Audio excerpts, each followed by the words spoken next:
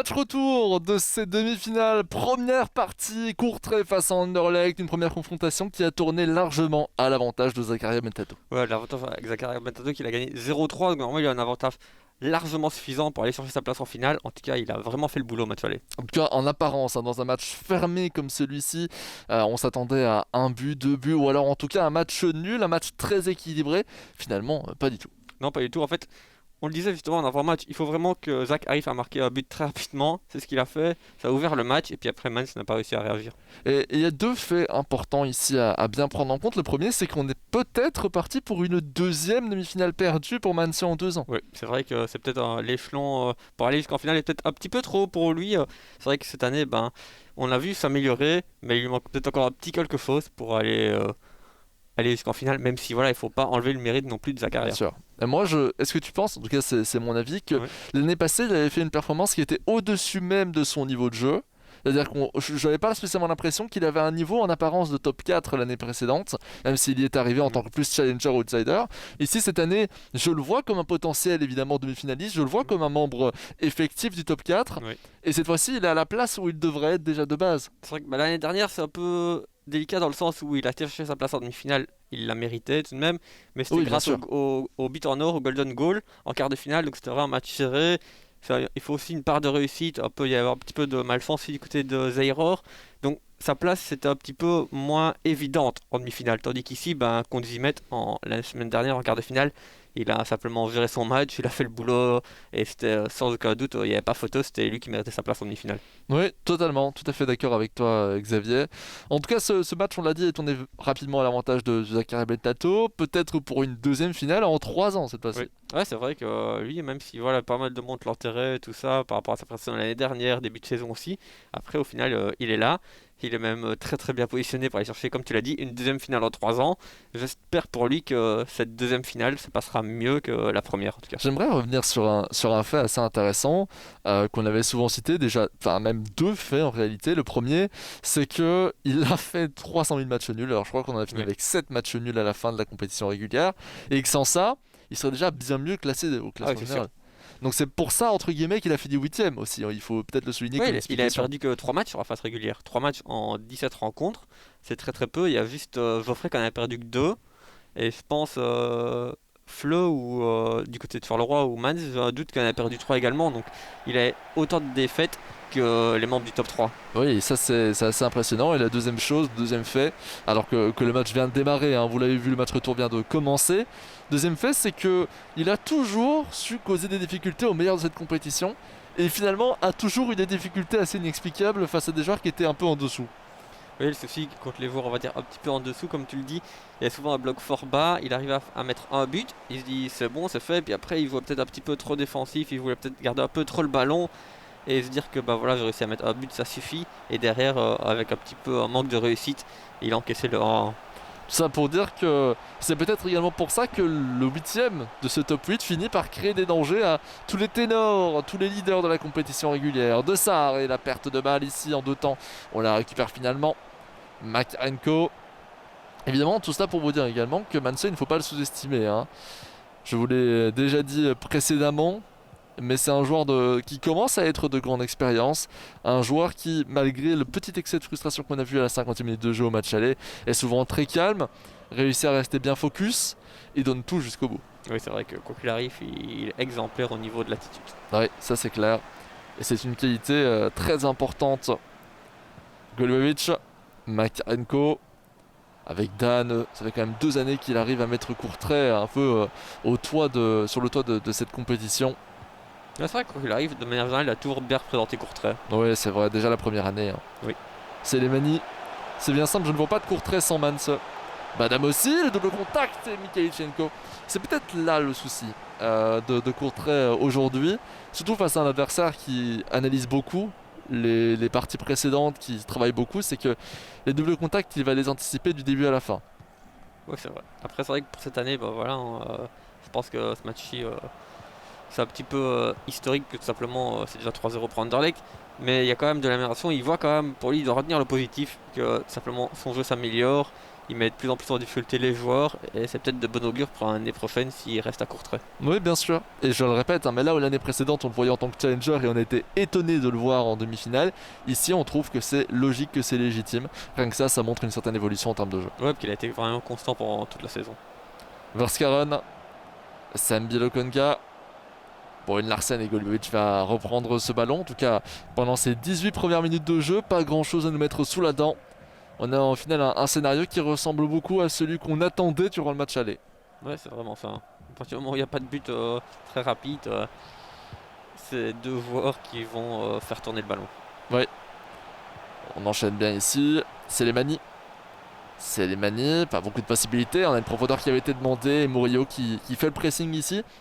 Avec le tant soit peu d'agressivité au bord du rectangle qui permet de récupérer ce ballon. Ouais, pas besoin de mettre énormément d'agressivité pour récupérer le ballon, c'est juste ce qu'il faut.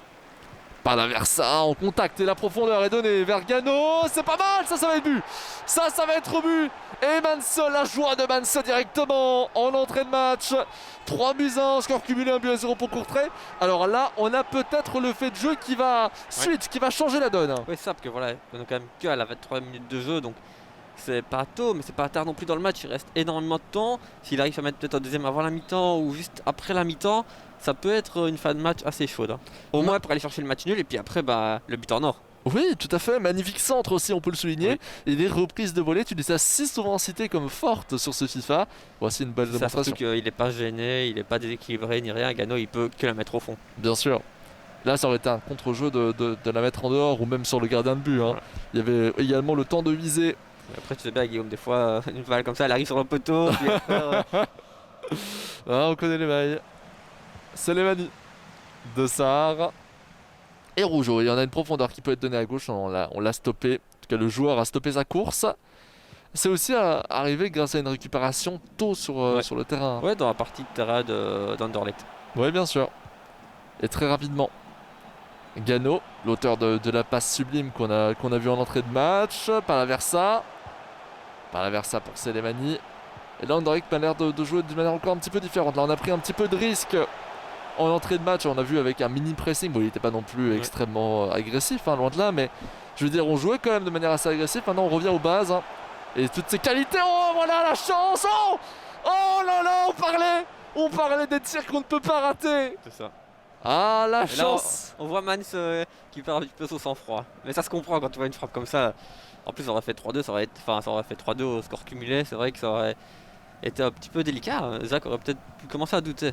Et oui, bien sûr, absolument, Xavier. Même si le ballon, de manière générale, quand tu vois l'action, le ballon revient un peu chanceusement dans les pieds courtraisiens. On a eu les contres favorables ici, mais la profondeur dans l'autre sens. Brune Larsen pour directement prendre une petite revanche. Et cette passe, il aurait pu tirer enroulé, non? Et on le voit à l'expression sur le visage des deux joueurs, que le match est très très tendu, même si le match aller était quand même assez cynique. Et moi je trouve qu'il s'est bien tendu depuis le but. Oui. Avant on sentait quand même encore une fois que, notamment du côté d'Anderlecht, on était encore assez détendu. Même pour deux joueurs, même si Zach réagit toujours un petit peu plus que Mans, pour deux joueurs on va dire assez calmes, on les voit quand même plus expressifs. Après, je comprends ce que tu veux dire. En fait, Zakaria a plus tendance à... Il va rester très calme le long du match, mais au moment où il va marquer, au moment où il va se passer quelque chose, durant la transition, là, il va laisser exploser toutes ses émotions.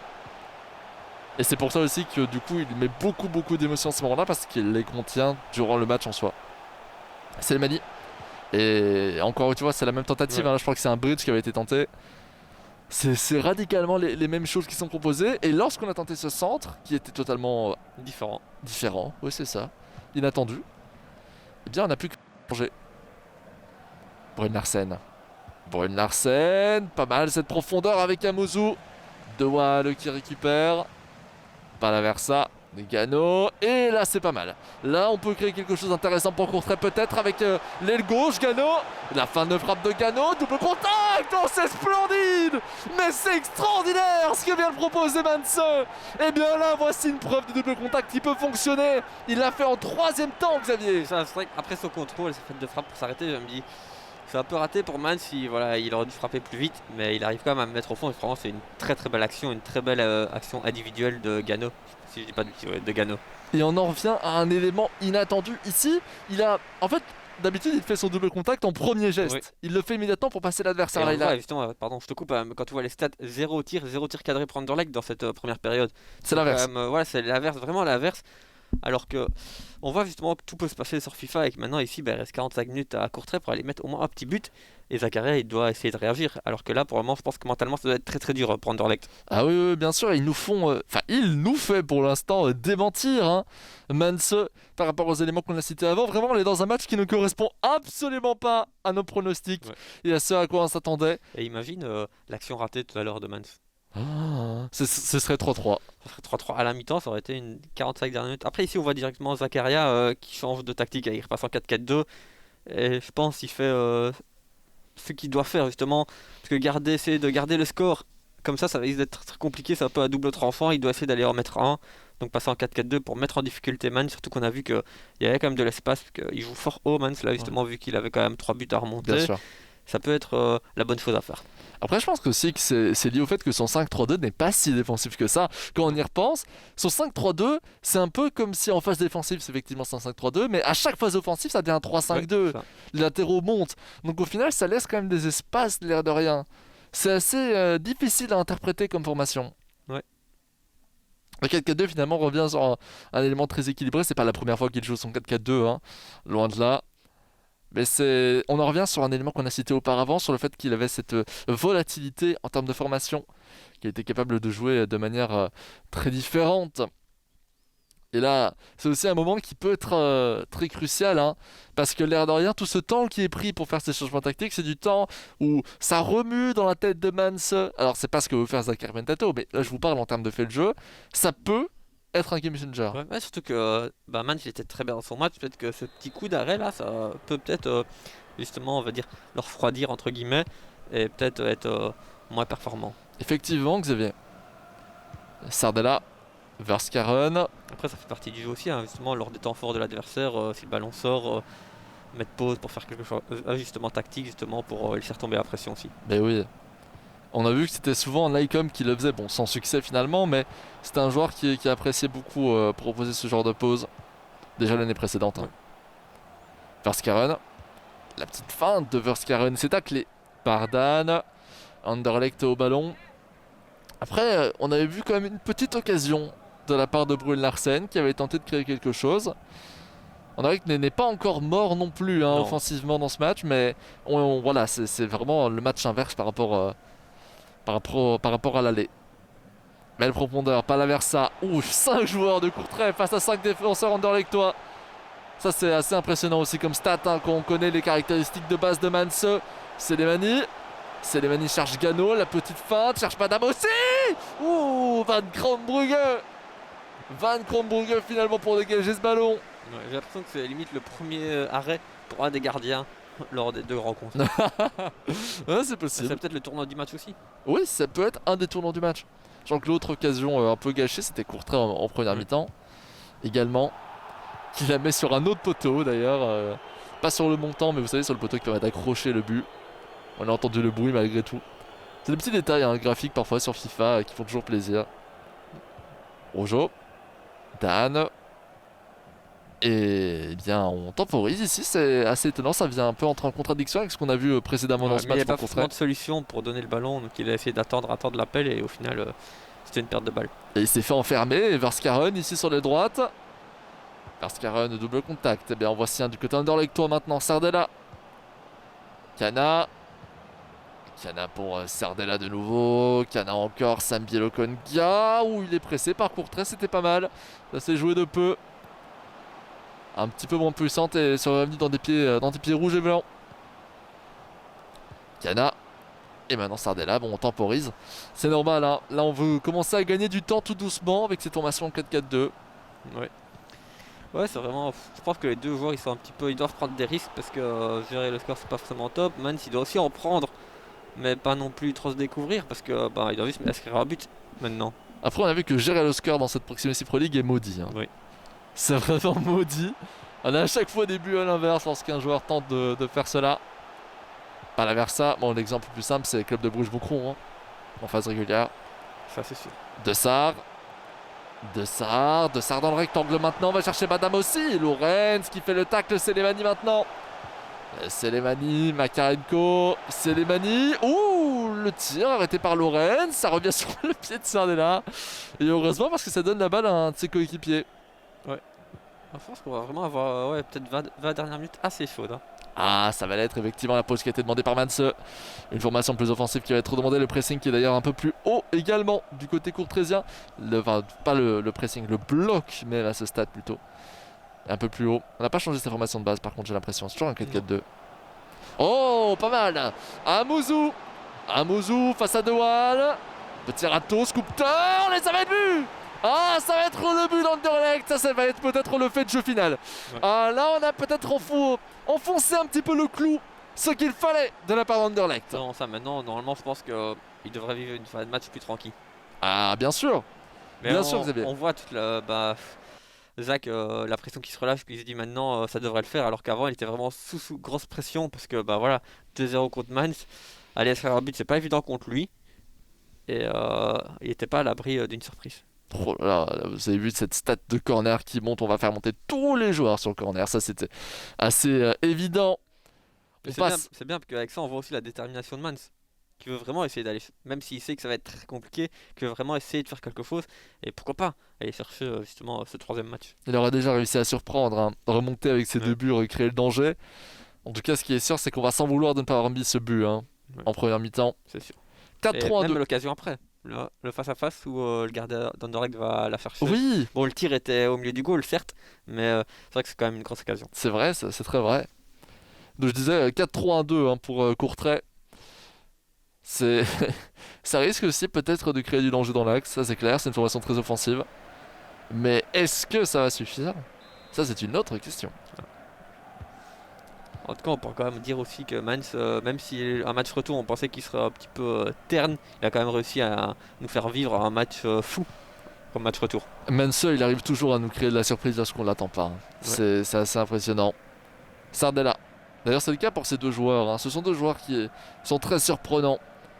Et maintenant on va avoir un Anderlecht qui va garder le ballon. Hein. Là ça me paraît relativement clair. Et on va chercher Mukairo, hein. Cette passe elle est trop longue. Un quart d'heure. Alors là je pense qu'il faut marquer maintenant déjà.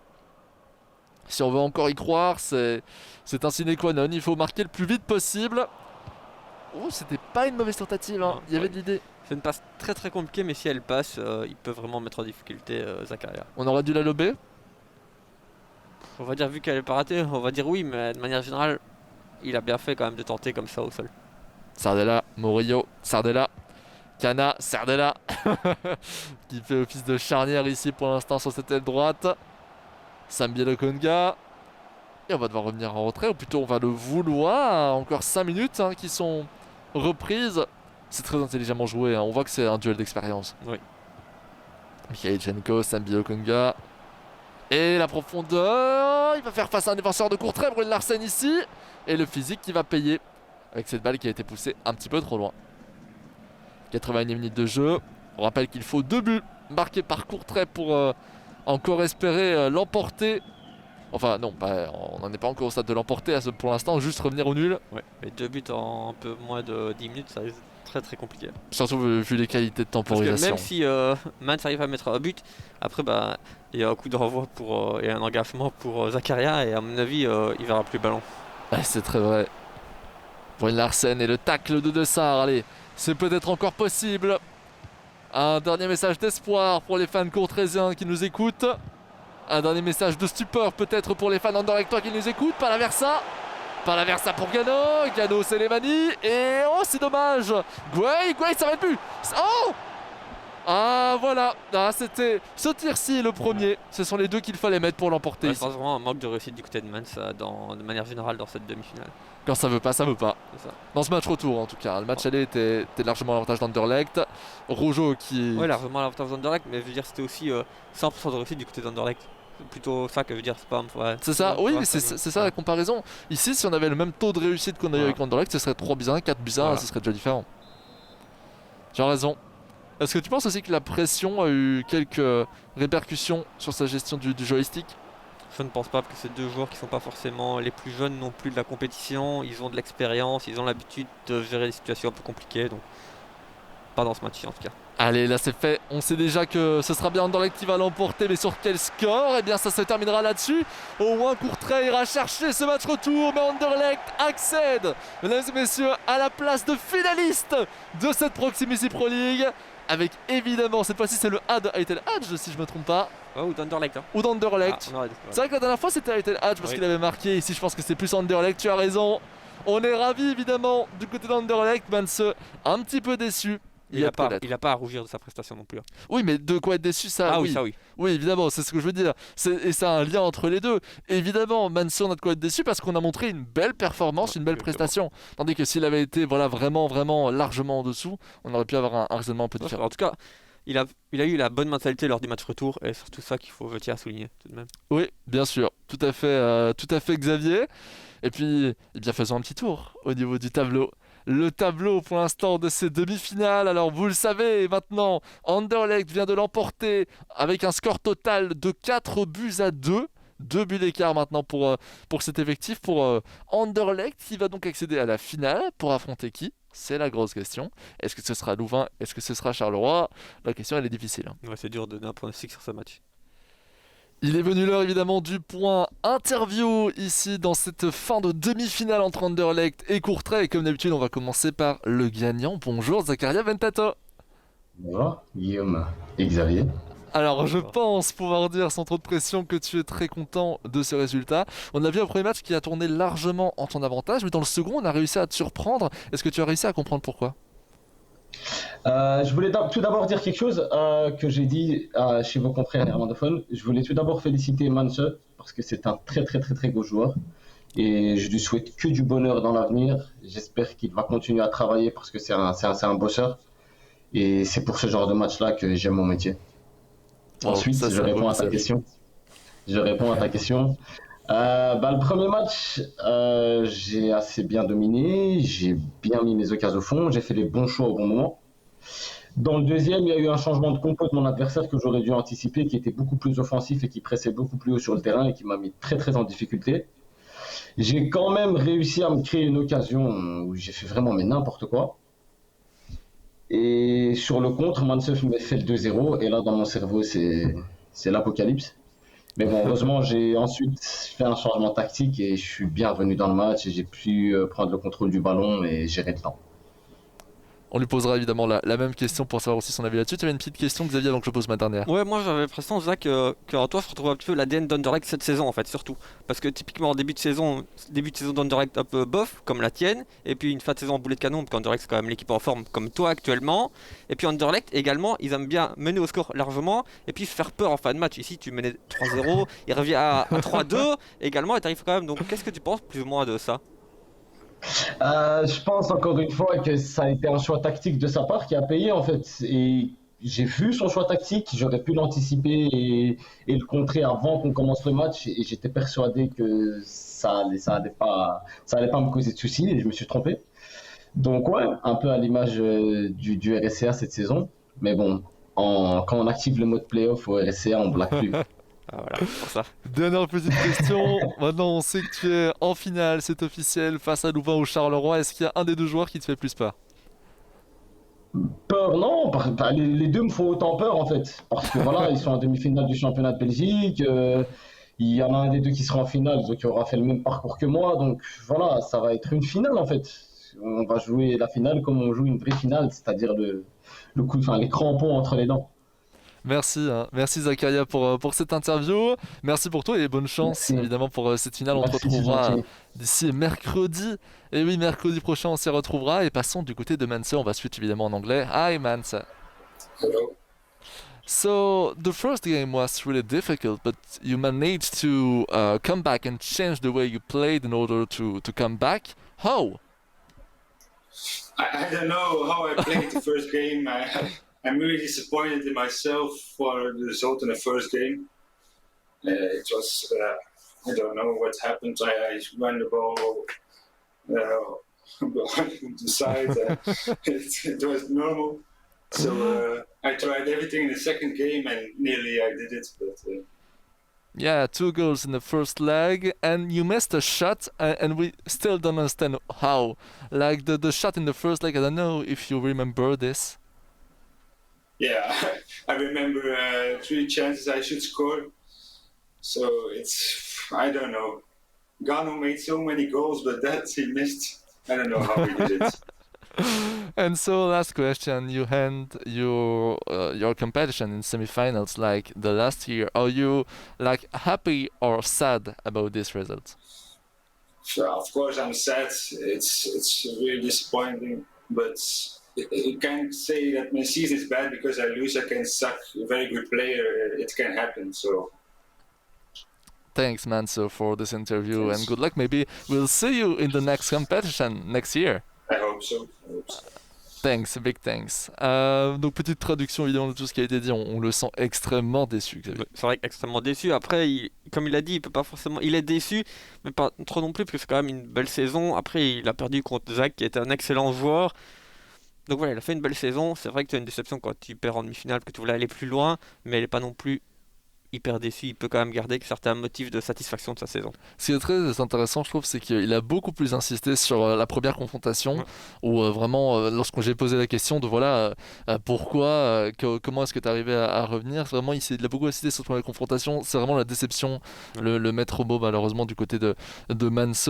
À l'inverse, il est quand même content d'avoir pu un petit peu remonter, hein, notamment durant le second match, malgré les nombreuses occasions qui ont fini à côté et qui ont sûrement été aussi très décevantes. Voici pour un petit résumé. Évidemment, il espère aussi nous se retrouver encore une fois du côté de Courtrai l'année prochaine pour aller chercher cette fameuse finale qui l'attend. Pourquoi pas, c'est vrai.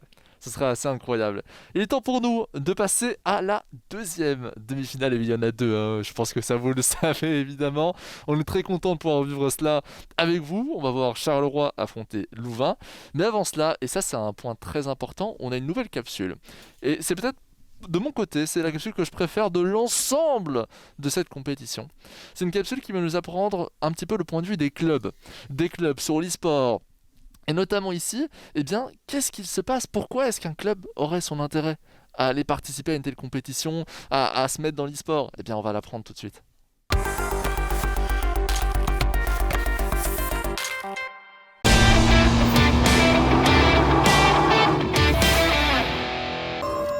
PlayStation